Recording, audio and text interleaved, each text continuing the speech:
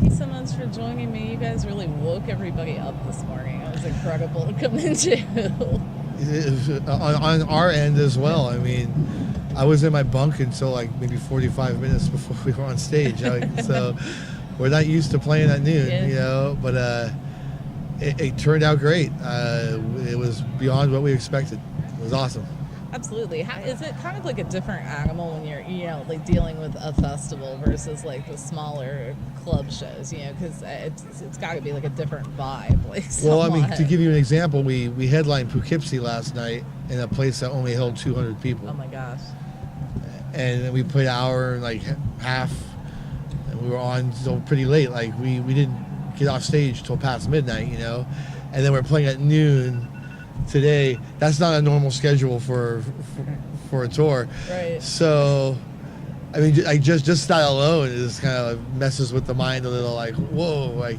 But as far as crowds, like, yeah, we played a packed little room with 200 people, and then today we played to more than that in an open space. And I definitely prefer this. Not at noon, but this is great. Absolutely. So can you talk about the latest album a little bit? Maybe one or two songs in particular, and tell me what the mindset was like during the recording process. Well, let's talk about Lost, the single. And the funny thing is there's no mindset to that song. Like, we weren't trying to write a ballad or anything, or like a hit, but we wanted to try a slower song with different types of drum beats, and I'm pretty proud of that song, just the drumming alone, because I'm proud of the song all around, and everything's great about it, I think. But and it's a step forward for Death Angel, and it's a little of a curveball, But like the drums, I hear Anthrax right now, I think. You do. But the drums, like, since it was a more of a mellow song, and like, it was turning out to be like a hit type of song, like when we were writing it, I didn't want the drums to be dumbed down and keep it boring. So I'm doing a lot of things out of my box, out of my comfort zone on that song, like weird beats and weird little things I don't normally do. So I worked really hard on that song just to make it sound unique and not just a generic. It's got to be refreshing for you to like try something a little bit different. Totally. I mean, I don't like being bored behind the kit, Yeah. So yeah, that song turned out really cool, and it's a little different for us. And then my favorite song on the album is Hatred United. It's the closest thing to death metal that we have, like a lot of double bass, and just a brutal song with a cool tempo. It's unusual, and it's just an evil sounding song, and I like evil sounding music. I feel like you guys have always added like a little bit of groove, like a little bit of melodic elements. I guess that's the right word I'm looking for, like into thrash. You know what I mean? Yeah. And I feel like it's just a little bit different than like what a lot of the other thrash bands that came out even around the same time were doing. On the original version this version too, I think, like both versions. Yeah.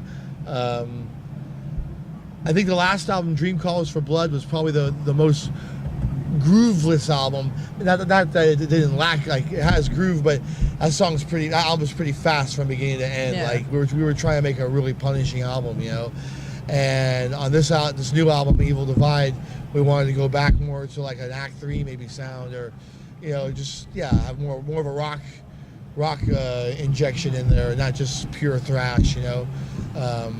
Not to say our next album will probably be a pure thrash album again, but who knows? But on this one, we wanted to make it sound more like classic Dio era Sabbath. Like, was a big influence. Like Heaven and Hell, that album, we listened to that a lot. And also Led Zeppelin's In Through the Outdoor, that album.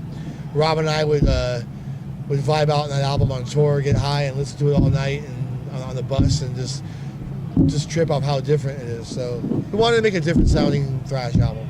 Absolutely. So if you guys could pick a cover song to do that'd be outside of your wheelhouse, what would it be? Is there anything surprising? Well, we on the new album, on certain versions of it, like the Digipack, we do a cover of the Mission UK's Wasteland. So that's pretty out of our box. But we were also considering other songs, and a song I would love to cover is In the Dark by Billy Squier. Nice. Like, I think we could do a really great version of that song. And Mark could really tear it up on the vocals in that song. So maybe next album. He's my guilty pleasure, so it's all good. Yeah. So what kind of touring do you guys have planned for the rest of the year? The plan is to do a North American headlining tour in November and December with Flotsam and Jetsam, and that's being worked on right now. Like, nothing's been finalized yet, but that's the plan.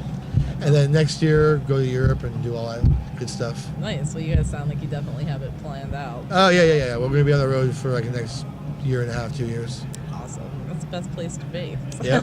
You feel there's more pressure for bands to stay on the road now than there was before? I mean, I know there's been so many changes in the industry over the years that, I feel like artists have to kind of adapt in different ways. If there is, Death Angel takes it in kind because we love the tour. So if there is pressure, we're not feeling it because we're accepting it with open arms. Like we have no problem with that. Yeah. It's awesome. Well, thank you so much for taking a few minutes to speak with me. You got I appreciate it. You got Awesome. Thank you. Hey, bye-bye. Thank you.